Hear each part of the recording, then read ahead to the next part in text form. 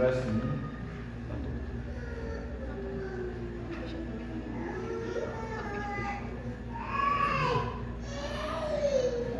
Eu lerei versos 1 a 18 e também será essa a porção que pregaremos nesta manhã. Êxodo capítulo 14, 1 a 18. Esse é o texto do nosso sermão de hoje. Também é o texto que irei ler. Eu peço que todos acompanhem, inclusive as crianças, porque o Senhor Deus tem algo a falar também a vocês, crianças. Assim está escrito. Disse o Senhor a Moisés: fala aos filhos de Israel que retrocedam e se acampem defronte de Pi-Hahirote, entre Migdol e o mar, diante de Baal-Zefon. Em frente dele os acamparei junto ao mar. Então Faraó dirá aos filhos de Israel: estão desorientados na terra, o deserto os encerrou. Endurecerei o coração de Faraó para que os persiga, e serei glorificado em Faraó e em todo o seu exército. Saberão os egípcios que eu sou o Senhor. Eles assim o fizeram. Sendo, pois, anunciado ao rei do Egito que o povo fugia, mudou-se o coração de Faraó e dos seus oficiais contra o povo. Disseram: que é isto que fizemos, permitindo que Israel nos deixe de servir? E aprontou Faraó o seu carro, e tomou consigo o seu povo, e tomou também 600 carros escolhidos, e todos os carros do Egito, como capitães sobre todos eles. Porque o Senhor endureceu o coração de Faraó, rei do Egito, para que perseguisse os filhos de Israel. Porém, os filhos de Israel saíram afoitamente. Perseguiram os egípcios, todos os carros, todos os cavalos e carros de Faraó, e os seus cavalarianos, e o seu exército, e os alcançaram acampados junto ao mar, perante Pi-Hahirote, defronte de Baal-Zefon. E chegando Faraó, os filhos de Israel levantaram os olhos, e eis que os egípcios vinham atrás deles, e temeram muito. Então os filhos de Israel clamaram ao Senhor. Disseram a Moisés: será porque por não haver sepulcros no Egito, que nos tirasse de lá, para que morramos neste deserto? Por que nos trataste assim, fazendo-nos sair do Egito? Não é isso que te dissemos no Egito? Deixa-nos para que sirvamos os egípcios? Pois melhor nos fora servir aos egípcios do que morrer no deserto. Moisés, porém, respondeu ao povo: não temais. Aquietai-vos e vede o livramento do Senhor que hoje vos fará. Porque os egípcios que hoje vedes, nunca mais os tornareis a ver. O Senhor pelejará por vós, e vós vos calareis. Disse o Senhor a Moisés: por que clamas a mim? Diz aos filhos de Israel que marche. E tu levanta o teu bordão, estende a mão sobre o mar e divide-o, para que os filhos de Israel passem pelo meio do mar em seco. Eis que endurecerei o coração dos egípcios, para que vos sigam e entrem nele.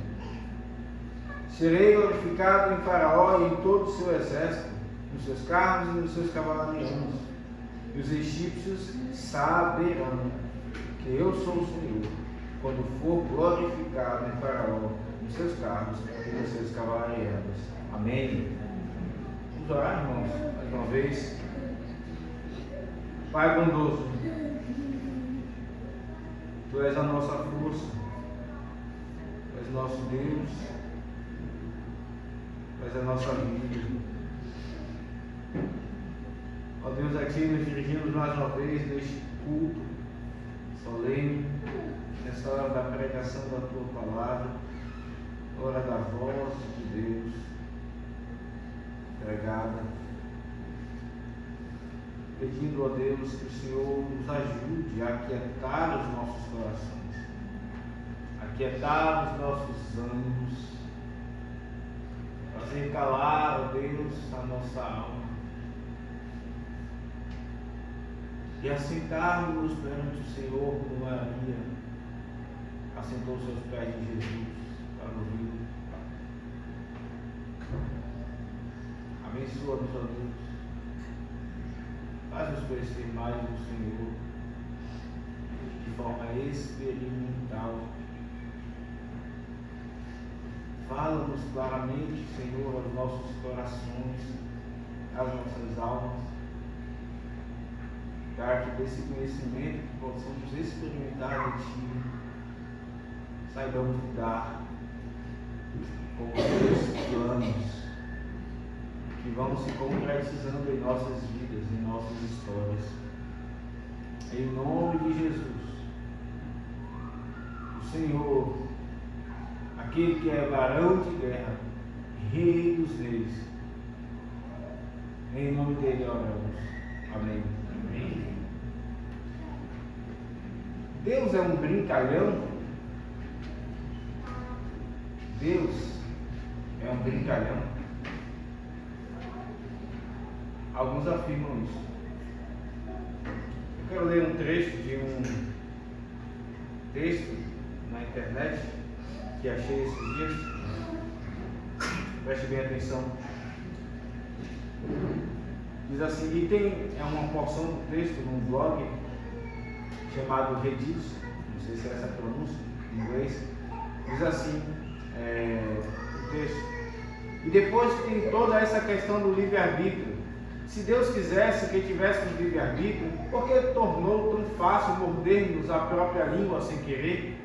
É como se estivessem nos preparando para uma cena de comédia toda vez que comemos um sanduíche. Ele se refere aqui às vezes acontece que estamos mastigando e mordemos ou a língua ou até mesmo algum canto da boca, e ele diz que Deus está brincando conosco, projetando a nossa boca para que isso aconteça. Além disso, você já viu o tamanho do universo? É tão grande que parece que Deus está tentando compensar alguma coisa. Se Deus dissesse assim, ei, olhem para mim, eu sou Deus, eu tenho o maior universo do mundo. Clássica supercompensação, na minha opinião. Então, se Deus existe, eles têm um senso de humor, ele tem um senso de humor incrível. Ou são apenas um comediante, ou é apenas um comediante cósmico, apresentando o número de stand-up mais longo e elaborado da história. E aí, se todos nós fazemos parte de uma piada divina, pelo menos estamos em boa companhia. Diz esse autor aqui desconhecido, de forma sarcástica, de forma incrédula, de forma inclusive blasfema, falando do Senhor. Mas eu volto à pergunta, Deus é um brincalhão? Muitas pessoas não têm coragem de dizer essas palavras de Deus, mas elas dizem algo mais ameno, mas com o mesmo sentido. Deus fez todas as coisas e Ele continua fazendo, dirigindo as coisas para que as pessoas elas sofram e Ele cobre delas alegria, para que elas pequem e Ele cobre delas obediência e diga que vai punir o pecado delas. Deus é um brincalhão. Ele traz sofrimentos, vergonha às pessoas para rir delas. E talvez, meus irmãos, essa seja uma pergunta, uma dúvida que esteja não somente no coração de ímpios, o que não há nada de estranho comparado à sua depravação, à sua natureza caída, mas talvez seja uma pergunta que está no seu coração quando você lida com os desafios em sua vida. será que Deus está brincando comigo? Ele não poderia fazer diferente? Ele não tem poder para fazer diferente? Esse texto ele nos responde essa pergunta de forma maravilhosa, irmãos. Nós vemos nesse texto aqui, nessa continuação da narrativa que mostra o êxodo, o povo do Senhor saindo do Egito, nós vemos aqui que Deus ele está enfatizando que Ele mais uma vez irá se revelar. Isso é perceptível quando nós percebemos aqui duas ênfases nesse trecho que acabamos de ler. Veja versos 4 e verso 18, ambos dizem que os egípcios iriam saber que Ele é o Senhor, Ele é Yahvé. E que o Senhor iria então revelar o seu poder, Ele iria ser glorificado na vida dos egípcios. Deus está aqui se revelando. Mas nessa revelação, meus irmãos, Ele manda o povo retroceder numa fuga de um dos maiores exércitos daqueles dias, tendo conseguido sair do Egito. Ele manda o povo retroceder e parar de frente de uma massa de água.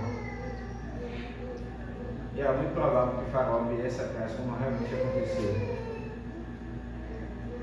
Deus está se revelando o seu poder, a sua glória, mas no contexto é que o povo então passa a sofrer medo, angústia.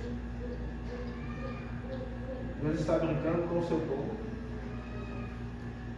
Nós veremos que não, pelo contrário.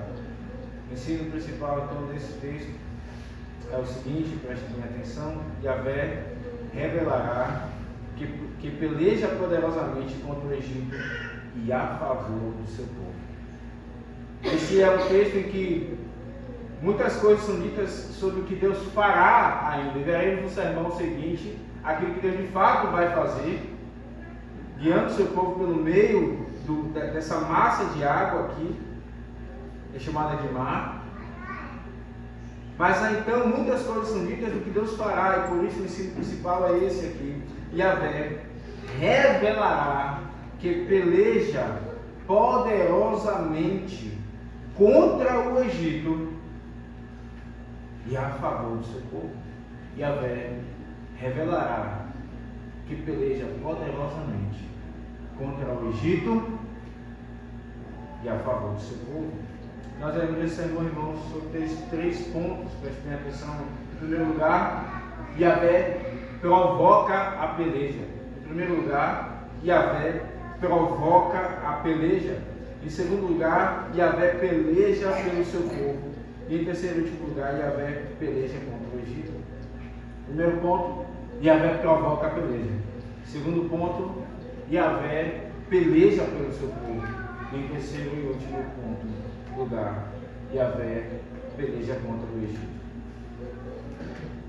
O Senhor é apresentado aqui como Moisés vai falar no canto, né? Conhecido como Cântico de Moisés, em Êxodo 15. Ele é o varão de guerra.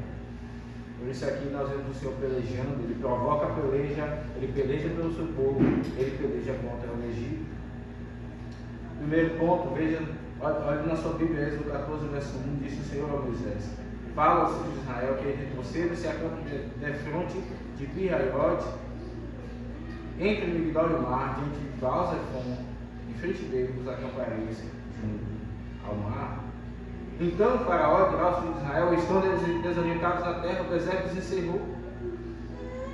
Veja, irmãos, nós vemos aqui o Senhor provocando. Ele dá um plano aqui a Moisés, uma ordem a Moisés, apresentando na verdade o seu plano, de que ele agora deve ir ao povo, levando uma mensagem, e que ele, depois veremos aqui, endurecerá o coração de Faraó. Ele provoca mais um confronto. Ele está mostrando o seu plano de que ele irá provocar mais um confronto entre o povo de Israel e o Egito. Já não bastam as 10 pragas, onde Deus humilhou o Egito. A 10ª praga aqui foi a praga das pragas, onde Deus humilhou terrivelmente. E houve grande desespero no Egito. E ali o povo comemorava a Páscoa, onde havia morte, havia a comemoração da vida no meio do povo de Israel. Eles saem de lá. Mas Deus diz: ainda tem mais. Vocês ainda vão enfrentar mais uma vez o Faraó. Mais uma vez, irmãos, os planos de Deus, eles não parecem fazer sentido. Vimos na última ocasião que Deus propõe um caminho para o seu povo, que é o caminho mais longo de todos. Um caminho que aos nossos olhos, à nossa mente, não parece fazer sentido, não parece ser o melhor, mas era o melhor, porque iria proporcionar ao seu povo aprender e se devotar ao Senhor em culto no deserto, assim como nós estamos hoje cultuando ao Senhor no deserto, caminhando para a Nova Jerusalém. E também ia provocar, ensejar uma situação, uma condição de que o povo pudesse ser provado para saber o que estava no coração deles. Portanto, o caminho que Deus coloca de fato era o melhor. Além disso, Deus iria proteger o seu povo para que eles não quisessem voltar para o Egito. Agora Deus apresenta um plano.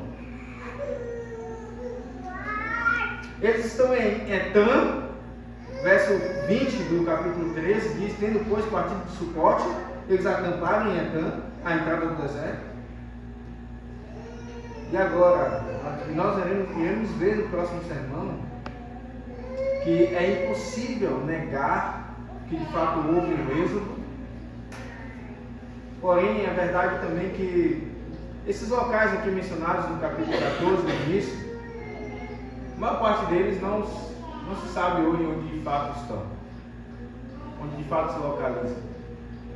Se perderam pelas areias do templo, disse um teólogo. De fato, não se sabe onde está Pieirote, nem Migdol, não se sabe. E nem mesmo Etam, onde o povo se acampou.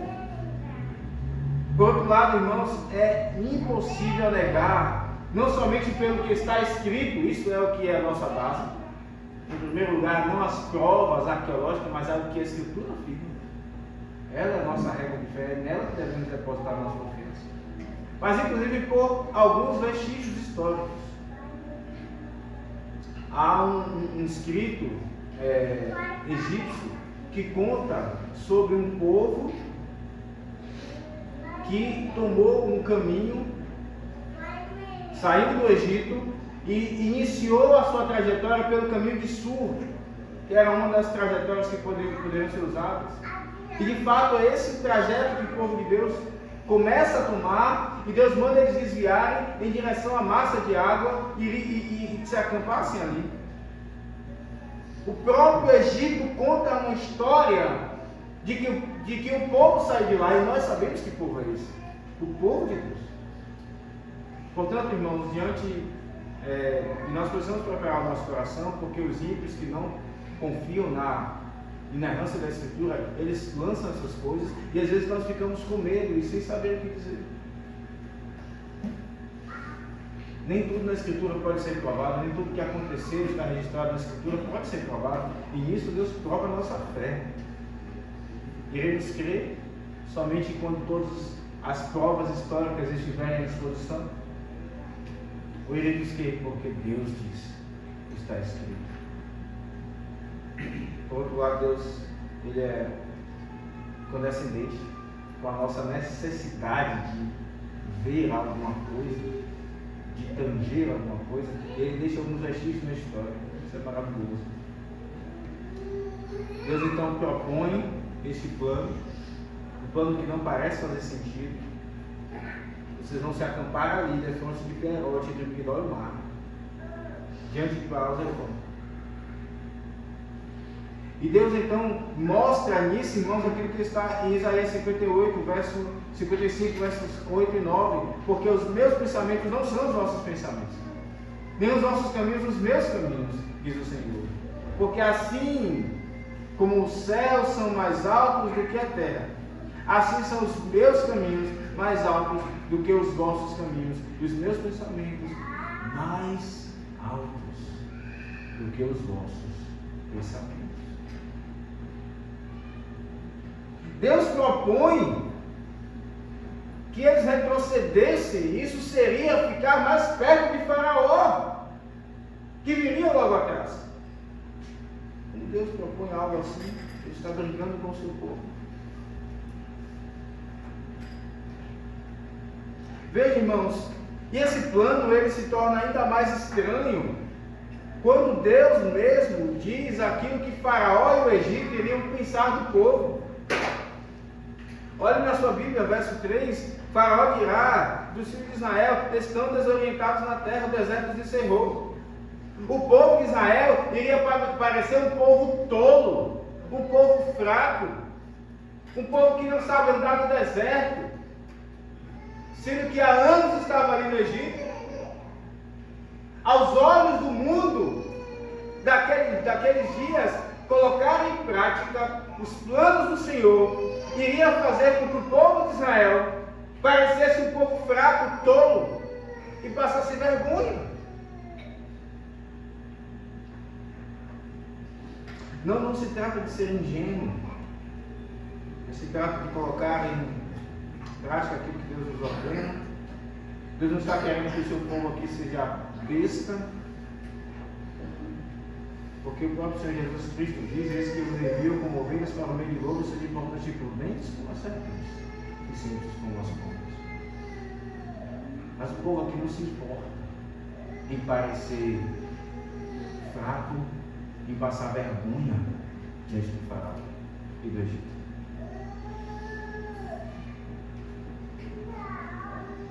Ainda anuncia, o Senhor ainda anuncia que endurecerá o coração de Faraó. Vocês vão retroceder, vão se acambar. Vocês vão parecer aos olhos deles fracos e vão passar vergonha. E eu vou endurecer o coração de Faraó para que ele volte a perseguir vocês. Irmãos, que plano de Deus! Que plano estranho! Deus não está arriscando o seu povo. Como um pai que não sabe, que coloca o seu filho numa situação perigosa, e então ele corre risco de vida. Deus não está sendo imprudente. Irmãos, eu sei que todas essas perguntas, se saísse da boca de alguém aqui, sinceramente, iriam escandalizar-nos. Mas muitas vezes elas brotam lá de dentro do nosso coração. E você sabe do que eu estou falando.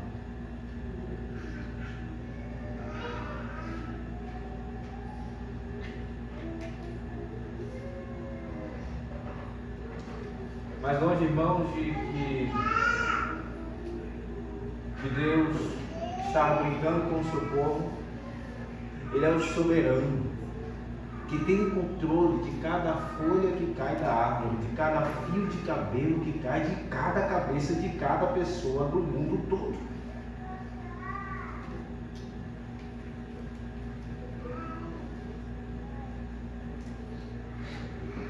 O propósito do Senhor aqui é usar o Egito e Faraó como palco para revelar o seu poder mais uma vez.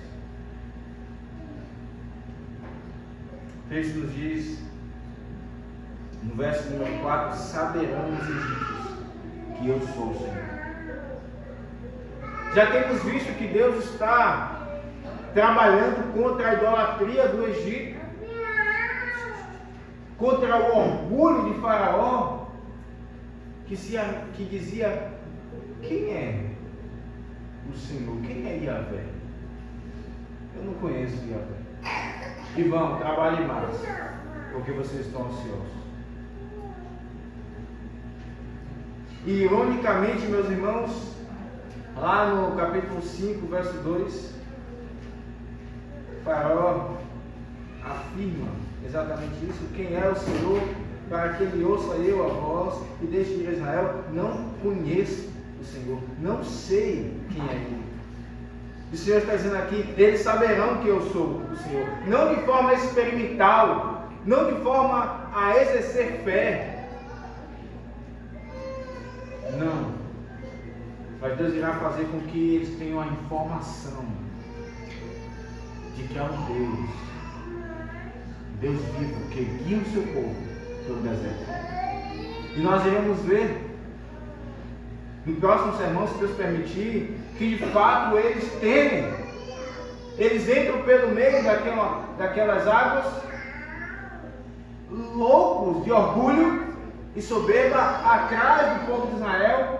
E quando as águas começam, quando os carros começam a emperrar, e depois as águas vêm, eles começam a temer e dizem: fujamos da presença de Israel, porque o Senhor peleja por eles contra o Egito, contra os egípcios. Deus, ele manifesta, ele faz com que o mundo saiba que há um Deus que guia e cuida do seu povo e que peleja pelo seu povo. E eles têm algum tipo de temor. Você já ouviu, certamente, alguém dizer: não mexa com isso aqui não, quem é crente? A pessoa não é nem crente, mas ela tem um certo temor.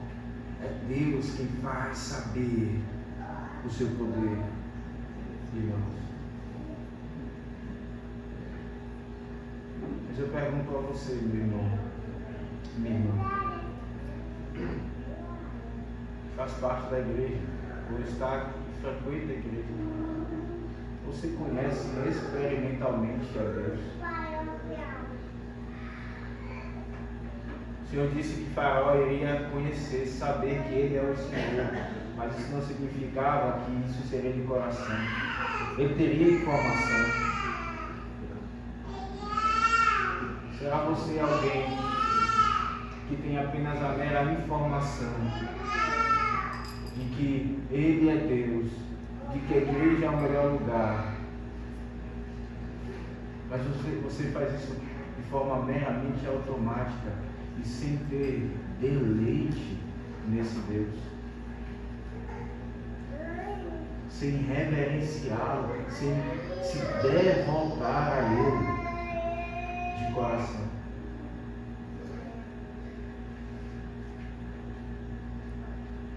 Você crê de verdade que Deus tirou o povo do Egito? Você crê que essa é uma história verídica? Ainda que você não estivesse lá, ainda que isso já tenha passado há muitos anos, você acredita nisso? Ou você só transmite isso até mesmo aos seus filhos? Como vemos, o povo de Deus é ordenado, quando o filho perguntar, diga: isso é porque o Senhor fez no Egito tal e tal coisa. Quando você transmite aos seus filhos, você está crendo naquilo que você fala? Ou é apenas porque você sabe do dever que você tem que ensiná-lo? Isso é verdade. Mas essas palavras, elas são acompanhadas de fé quando saem da sua boca. Você sabe de coração que Yahvé é Deus.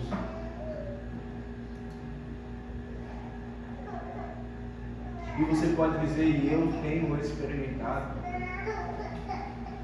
Como diz no outro texto: mas eu sei que tenho crido.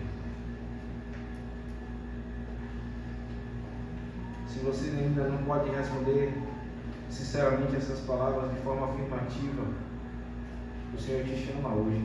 Talvez você seja membro da igreja, mas você não conheça verdadeiramente o Senhor que você confessa. Há relatos de servos do Senhor que depois de alguns anos, eles de fato vieram a conhecer o Senhor. Depois de alguns anos fazendo parte da igreja. Isso é maravilhoso, porque enfim o Senhor os alcançou. Se esse é o seu caso, o Senhor te chama hoje. Deus diz: eles saberão, os egípcios saberão que eu sou o Senhor.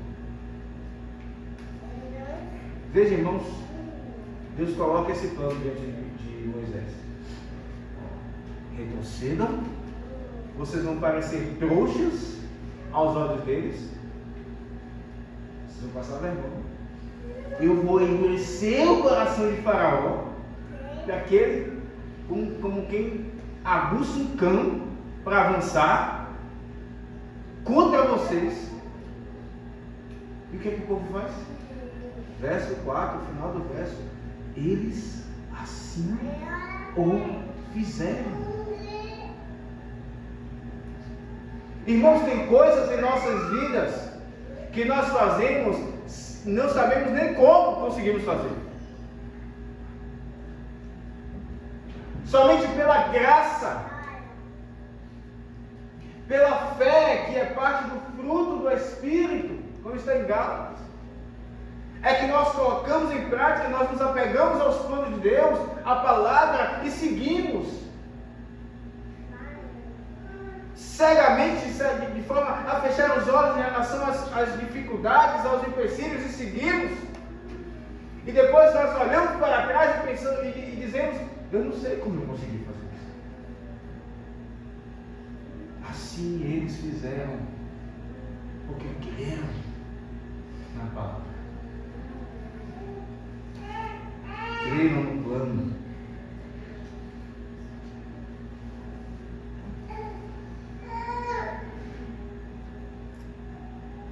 Faraó então, de fato, faz como Deus falou, se arrepende de ter deixado o povo ir embora, apronta os carros, os cavalarianos, aquilo que de melhor eles tinham. Eles avançam em direção ao povo de Israel, sabendo que retrocederam, que diminuíram o ritmo.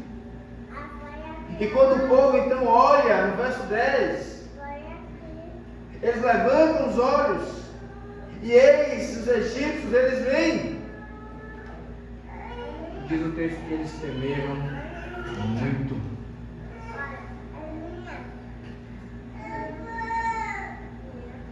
Meus irmãos, o mesmo povo que havia crido e feito, colocado em prática os planos de Deus, é o mesmo povo agora que está com medo. Eles avançaram, eles pararam, eles colocaram em prática, eles começaram o plano do Senhor, mas agora, quando eles veem Faraó vindo, eles têm muito medo. É o mesmo povo. Grande medo está no coração deles. Agora eles pensam que isso foi uma atitude impensável. Eles começam a clamar ao Senhor, diz o texto, verso 10, clamaram a Yahvé.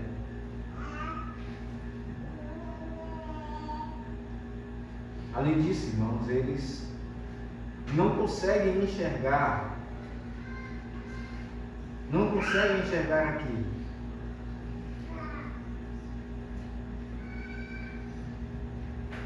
o Senhor agindo. E aqui nós já estamos no segundo ponto, onde Yahvé peleja pelo seu povo. Vem um grande medo ao coração deles. Eles gritam de socorro pelo Senhor. E eles começam a fazer perguntas estranhas a Moisés. Em primeiro lugar, nós vimos que Yahvé, ele provoca peleja, e agora que Yahvé peleja pelo seu povo. E quando eles percebem o Egito vindo atrás dele mais uma vez, eles então começam a fazer perguntas sarcásticas a Moisés. Eles atribuem a Moisés o fato de estarem ali, mas não a Deus. Ele diz: Moisés, não havia sepulcro no Egito? Por que você nos tirou de lá para morrer nesse deserto? Você nos tirou de lá. Você nos tratou assim. Nós dissemos a vocês: deixe servir o Egito.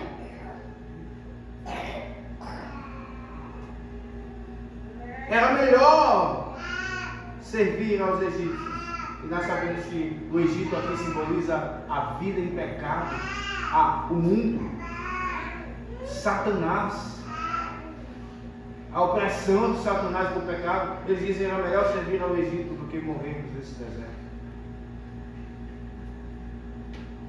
Irmãos, eles atribuem a Moisés, não a Deus, essas coisas. Eles não conseguem enxergar que Moisés é apenas um servo do Senhor, que está colocando o plano de Deus em prática. Eles culpam Moisés, que está guiando-os. E o povo então faz perguntas aqui que mostram uma murmuração sarcástica. Perguntas que revelam que eles estão vendo aquela cena com eles no centro. É isso que está acontecendo aqui. Quando eles fazem essas perguntas a Moisés, eles estão se vendo no centro do plano. E então eles perguntam, eles se vitimizam, e eles se sentem: por que vocês estão fazendo isso conosco? Por que vocês nos fizeram isso? Para morrermos?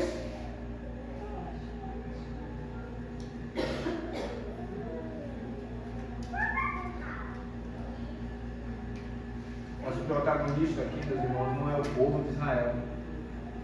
O protagonista aqui é Yahvé, é o Senhor. Não significa que Deus está brincando com eles, nem sendo mal com eles. Mas a murmuração pressupõe que o homem está no centro e Deus está brincando de ser mal com ele. A murmuração pressupõe que nós estamos no centro e que Deus está brincando de ser mal conosco.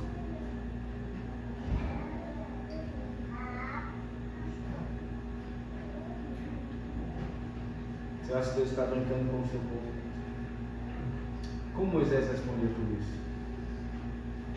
Verso 13, Moisés respondeu ao povo: não temais. Não temais. Como você pode dizer a alguém que está tendo uma crise de medo: não tenha medo? Nos dias de hoje, que inclusive muitos passam por crises de medo, a psicologia diz: não, você não pode fazer isso, porque essa pessoa é uma mera vítima. Mas o texto diz que Moisés falou para eles que estavam em grande medo: não tenham medo. E se Moisés disse isso a eles, meus irmãos, significa que há uma responsabilidade do ser humano, e especialmente do crente que conhece o Senhor, de lidar com o seu medo. Ele pode precisar de ajuda. Existem situações de medo em que as pessoas precisam de muita ajuda, mas não nega o fato de que elas têm uma responsabilidade para com o seu medo. Não tem mais. Moisés traz um antídoto aqui contra o medo, um remédio contra o medo e toda essa ansiedade. Ele diz: não tem mais. E ele diz mais: aquietai-vos. Aquietai-vos e vede o livramento do Senhor. Meus irmãos, a alma do povo de Deus aqui estava em grande confusão e agonia e gritos e desespero, porque eles estavam se vendo no centro dos planos e agora eles estavam com limitações profundas. Mas o que Moisés diz aqui é aquilo que lembra o que o salmista Davi diz no Salmo 131: Senhor, não é soberbo o meu coração, nem tenho altivo olhar. As grandes coisas não me gustaram, são grandes demais para mim. Mas a minha alma eu fiz sossegar. Moisés diz: aquietai-vos. Mas como, diante de uma situação dessa? Aquietai-vos. Calem. Calma de vocês. Mas a minha alma eu fiz sossegar. Uma criança desmamada, não sei sua mãe. A minha alma está.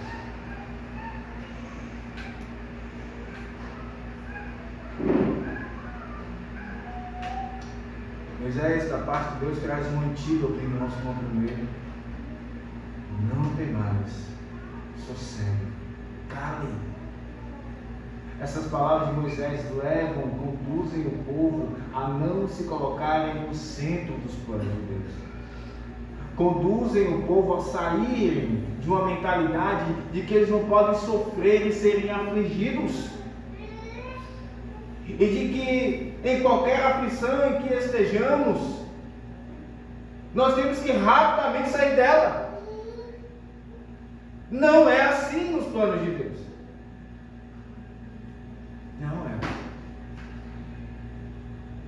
Quando o fogo se aproxima de nós, nós queremos rapidamente tirar a mão. Mas Deus nos coloca no fogo da provação. Não estreis, meus irmãos, um fogo ardente que surge do bem de glória e diz ao nosso peito, para vos provar. Ele nos coloca no fogo. E como isso é remédio para as nossas almas, isso nos lembra, irmãos, que nós não estamos no centro. É Deus que tem que ser glorificado. Ele diz: eles saberão que eu sou o Senhor. As crianças precisam saber disso também. Só existe uma pessoa no universo. Preste bem atenção, crianças. Só existe uma pessoa no universo que pode ter tudo o que quer na hora que quer. Essa pessoa se chama Deus. Esse ser se chama Deus e Ele é trino. Nós não. Muitas vezes nós sofreremos, não teremos o que queremos, porque nós não somos Deus. Isso é terapêutico, isso cura as nossas almas e os nossos corações, irmãos. Como esse povo precisava. Porque ele estava saindo do Egito, de um mundo idólatra, mas a idolatria estava no coração deles.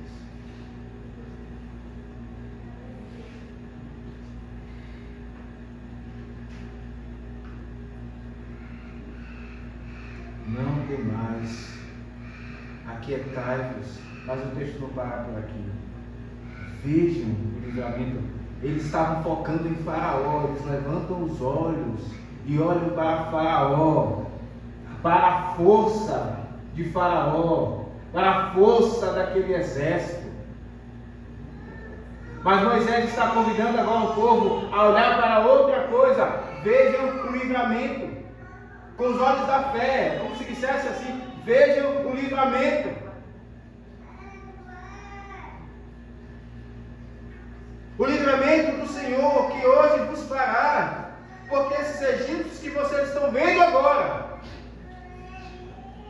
vocês nunca mais verão. Irmãos, como a Escritura nos chama a deixar de canto muitas coisas que vemos materialmente, o fruto do que é material, e olhar com os olhos da fé, com os olhos da palavra, com os olhos da promessa, olhos de quem contempla Yahvé com todo o poder no trono do universo. Se eles olham para Faraó com seus cavalos e seu exército, com tanta certeza de que iriam pegar o povo de Deus, Faraó nunca esteve tão enganado. Eles correm, e essa será a derrota final. Muitas vezes nós olhamos para as provações de Deus em nossas vidas e achamos que elas irão nos estragar. Mas é porque nós olhamos com olhos materiais.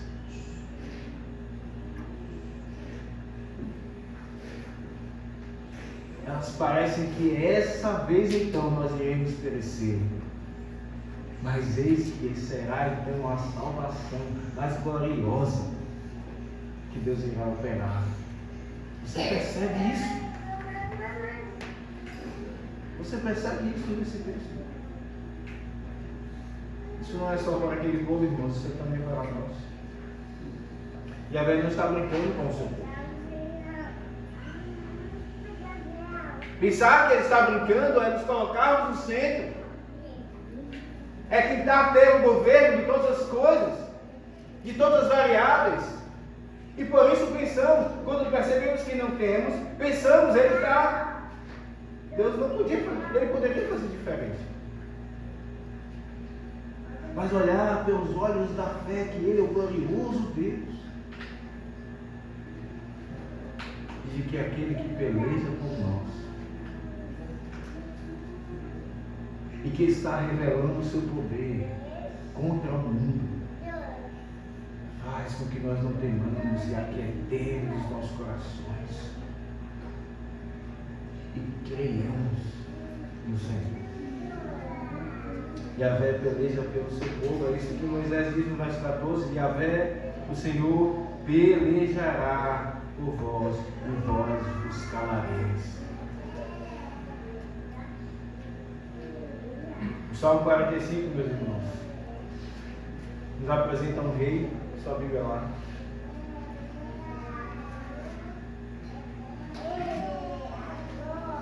Este rei é aquele mesmo que é o nosso profeta, o nosso sacerdote e também nosso rei, é o Senhor Jesus. Salmo 45, de boas palavras transborda o meu coração. Ao rei consagro o que compus, a minha língua é como pena de habilidoso escritor. Tu és, e ele passa então a dizer a este: tu és o mais formoso dos filhos dos homens, nos teus lábios se extravasou a graça, por isso Deus te abençoou para sempre. Cinge a espada no teu flanco, herói, cinge a tua glória e a tua majestade, e nessa majestade cavalga prosperamente por causa da verdade e da justiça. Primeiro em nome dele, a verdade e a justiça, e a tua destra te ensinará proezas. As tuas setas são agudas, penetram o coração dos inimigos do rei. Os povos caem submissos a ti. Eu quero pular agora para o verso de número 9. Filhas de reis se encontram entre as tuas damas de honra. À tua direita está a rainha, o povo de Deus, adornada de ouro finíssimos. Ouve, filha, vê dar atenção, esquece o teu povo, a casa do teu pai. Então o rei cobiçará tua formosura, pois ele é teu Senhor. Inclina-te perante ele. A ti virá a filha de Tiro, trazendo donativos. Os mais ricos do povo te pedirão favores. Toda a formosura é a filha do rei, no interior do palácio. A sua vestidura é recamada de ouro. Veja como Deus vê o seu povo. Ele é o herói que cavalga prosperamente e não perde uma batalha. Ele trata com delicadeza a rainha, que é o seu povo. E como alguém que trata, sabe tratar uma mulher, a protege. Protege os seus pensamentos, as suas emoções, a sua integridade física. Meus irmãos, quanto ensinamento temos aqui acerca do Senhor? É assim que você pensa do seu Deus?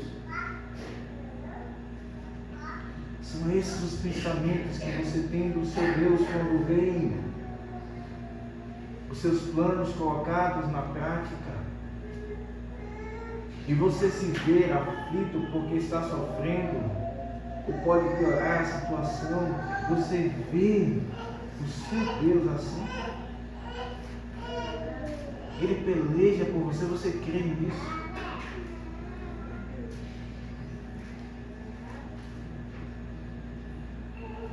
Nós vemos aqui que Yahvé, ele provoca a peleja, vimos isso, versos 1 até o verso 9. versos 10 a 14, Yahvé peleja pelo seu povo. E agora no último lugar, de forma mais breve, Yahvé peleja contra o Egito. Na verdade, tudo isso já tem sido ensinado, irmãos. Já temos visto como Yahvé de fato está pelejando contra o Egito. Mas diante desse clamor do povo, parece que Moisés ele dá uma resposta bíblica ao povo de Deus, uma resposta maravilhosa, mas parece que ele sente o peso da responsabilidade e parece que mais dúvidas vêm ao coração de Moisés. Você lembra daquelas dúvidas que vieram ao coração dele quando o Faraó aumentou a carga sobre eles e Moisés então perguntou ao seu povo, ao Senhor: por que o Senhor me enviou? Agora Moisés parece que está clamando alguma coisa, balbuciando alguma coisa em oração a Deus. Nós não sabemos o que, ele mesmo não registra, mas sabemos que ele estava fazendo isso. Verso 15, disse o Senhor a Moisés: por que clamas a nós? Parece que dúvidas assaltaram o coração de Moisés. Será se esse de fato era o plano? Será se era o melhor caminho? Olha esse povo como está aflito. Os filhos. Essa responsabilidade pesa sobre o coração de Moisés.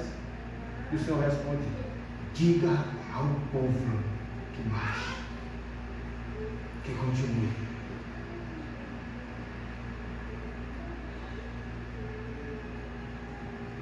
São essas as palavras firmes que os líderes da igreja devem dizer ao seu povo, com todo amor e cuidado, mas devem encorajar o seu povo para que enfrentem as situações da vida. O Senhor é contigo, marche. E ele então dá o plano aqui a Moisés: você vai levantar o cordão, o mar vai se dividir, vocês vão passar pelo meio em seco. Eu endurecerei o coração de Faraó e os egípcios saberão que eu sou o Senhor.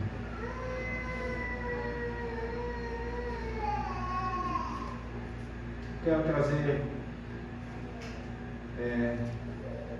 algumas últimas aplicações dos irmãos desse texto. Em primeiro lugar, não tenha vergonha de colocar em prática a vontade de Deus, mesmo quando o mundo te olha como todo louco. Jovens, vocês serão tentados a imitar o mundo, a ser mais maleáveis, mais tolerantes com o pecado, porque afinal de contas vocês estarão sendo vistos como fracos, como fechados demais, caretas. Não cedam à pressão do mundo. Olhem para o povo de Deus aqui, recebendo esse plano, acampem-se, retrocedam. O mundo vai pensar: eles estão perdidos. Eu vou endurecer o coração de Faraó, Faraó vai vir com toda a fúria. Obedeçam como o povo de Israel. Cuidado, jovens, com as suas amizades. Mulheres, não se sintam menosprezadas por serem boas donas de casa. O mundo olha para vocês e envergonha e atribui vergonha a vocês. Não absorvam isso. Vocês são valorosas diante do Senhor. Não cedam ao mundo. Irmãos, nos seus ambientes de trabalho, não cedam ao mundo. Todo mundo dá esse jeitinho, porque você é o melhor de todos. Não cedam ao mundo. Sejam os caretas, mas sejam fiéis ao Senhor.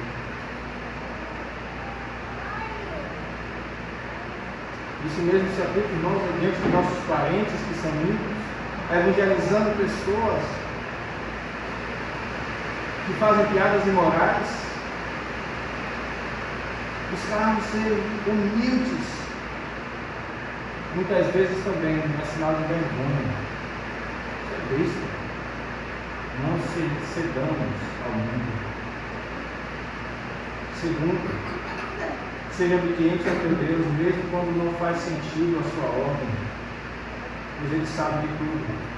Você pode não estar vendo, mas Ele está vendo. Seja fiel. O Senhor é bom. Não vos enganeis, meus amados irmãos. Toda boa dádiva, todo o dom perfeito vem descendo do alto, do Pai das luzes, e que não há nenhuma sombra de variedade.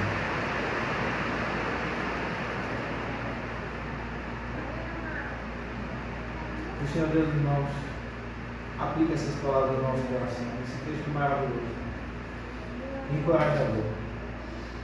Que Ele nos encoraje a viver os planos de Deus, mesmo quando eles para nós não fazem sentido, nos levam à vergonha, nos levam ao sofrimento, à aflição. Que nós nunca digamos em nossos corações: Deus está brincando comigo, como esse ímpio que eu li no início desse sermão afirma. Porque Deus não está brincando com o seu povo. Ele nos ama, Ele nos deu o seu Filho, aquilo que de mais precioso Ele tinha. Ele não está brincando. Ele está nos forjando a semelhança de seu Filho. É isso que Ele está fazendo. E em primeiro lugar, Ele está exaltando o nome dEle, porque Ele é o Senhor. Amém. Vamos ficar de pé.